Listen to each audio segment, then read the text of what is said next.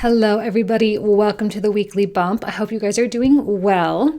We're going to be doing something just a little different today. I think we're all kind of in an interesting place given the grand conjunction today. Happy grand conjunction, everyone. A beautiful day to be alive today, to be able to see this amazing astronomical event rather, going on in our lifetime.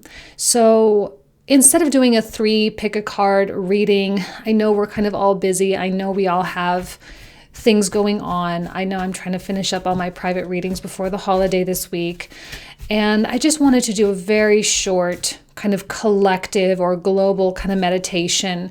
I'm not going to be using tarot. I'm going to be using this new deck that I just bought off of Etsy. If you guys want, I'll put the description box down below if you guys want to go buy it and support the artist.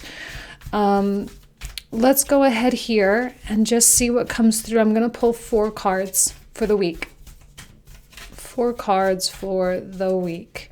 Let's do it like this today.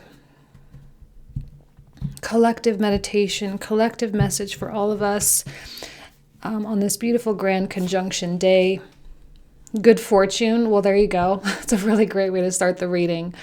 Now, I know that some of us have had really significant hardships this year, whether it's financial, professional, romantic. But I also know that it's important to understand the benefit of the hardship as well. It's important to understand how things turn around and how things need to, completely be destroyed in order to rebuild. And I feel like with this process of rebuilding, now I'm not going to say there's not going to be stuff in 2021, all right? We're definitely moving into something very different. There is no turning back at this point, okay? So we can never go backwards. And we get an opportunity to build in a new kind of way, with a new state of consciousness, with a new heart, kind of a new heart, state of heart, if you will. Okay, so there are good things coming. There are blessings. There are opportunities for abundance and financial abundance and just love in general. The healer. Oh my gosh, I love that. We've all been pretty raw and exposed this year, for sure. We've all felt some kind of exposure, We've all been kind of stripped down and put in our most vulnerable state. But because of that, right, we have to acknowledge the yin-yang of everything that happens in life. Because there was darkness, because there was density, because there was corruption and evil and dark things going on, right? There can be room for the light. And I think as we move forward today on this grand conjunction day, Jupiter offers the Saturnian nature an absolute beautiful message of hope. Okay.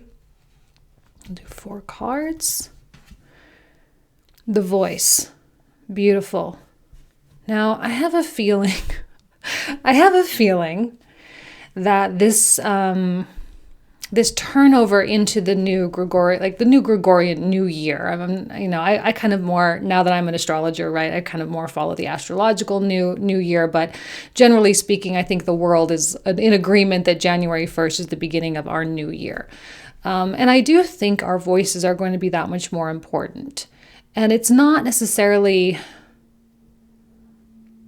our opinions. It's not necessarily the voice of just talking for the sake of talking, but more so the voice for those that cannot speak, the voice for what is right, the voice for what is good, the voice for freedom and love, the voice of reason. Okay, and I feel that there's a stirring going on within us as individuals, that we are getting into a more creative place. We are feeling a lot more free, and a lot of our burdens and our insecurities and our fears are starting to become less and less powerful. And so our voices become more clear, and they become more divinely inspired as well. The voice, the healer, good fortune, all of these are headed in a positive direction.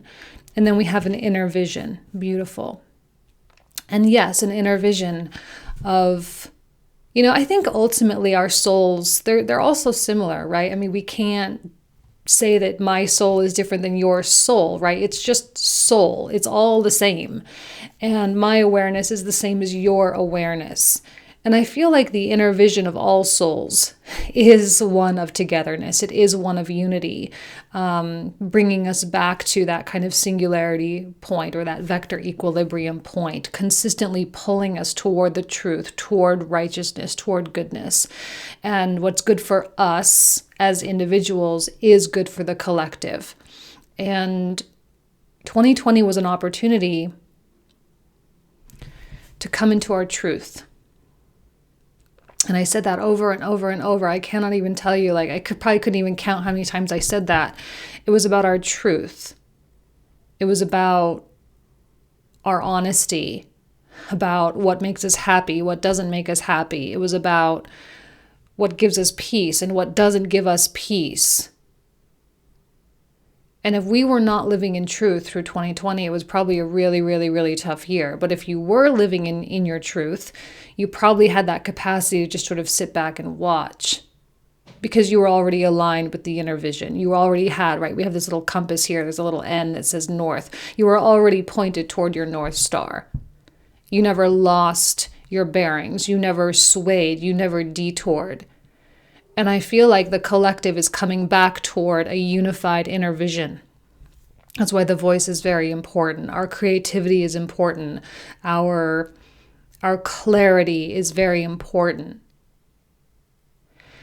I feel a quiet entry into 2021, but there will still be some stuff there will definitely still be some stuff, especially in the US, right? There will be some stuff.